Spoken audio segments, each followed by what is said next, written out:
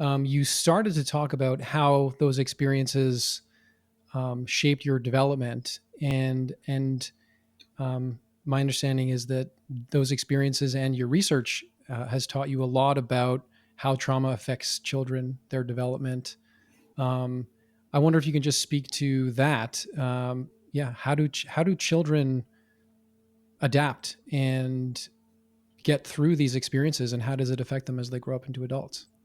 Well, let's just begin by saying that life affects human development. Yep. So whatever happens in life will have an effect on human development, and whether those things are good, whether those things are harmful, all that will have an effect, because we're creatures of the environment, and we're born with certain biological needs and psychological needs. In fact, you can't separate the two, because the emotional needs not being met has direct and definable and defined physiological effect on the brain and on the body.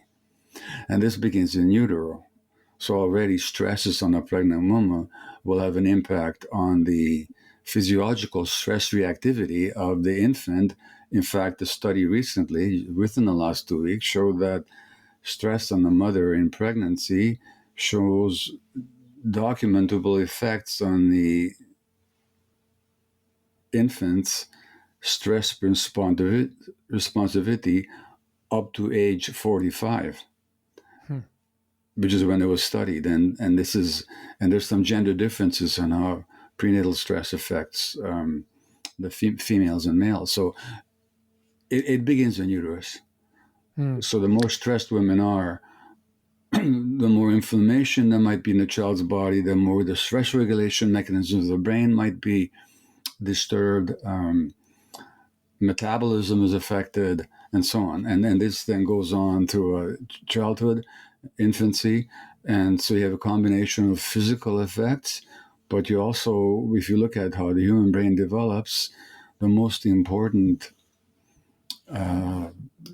determining influence on the actual development of the brain is the quality of emotional relationships between the child and the parenting environment. And I'll quote you from an article from Harvard Center on the Developing Child, published in the journal Pediatrics in 2012, that says the architecture of the brain is constructed to an ongoing process that begins before birth, continues into adulthood, and establishes either a sturdy or a fragile foundation for all the health, learning, and behavior that follow.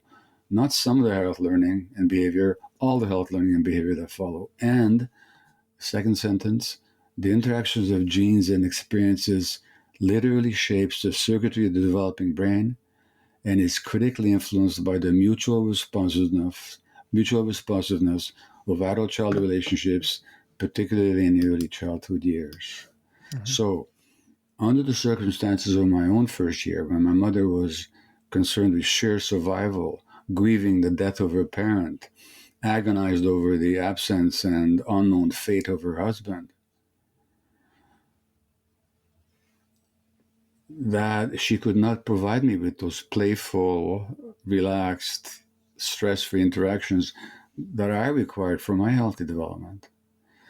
But you don't need that degree of stress. In modern society, a lot of parents are stressed in such a way that they can't be responsive to their child's needs, not because they don't love the child, just because they're too stressed, too depressed, haven't worked out their own traumas, too distracted.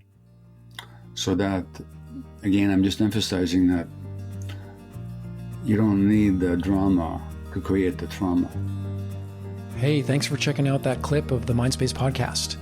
You can get the full episode here on YouTube or check it out on your favorite podcast platform. Thanks, and be well.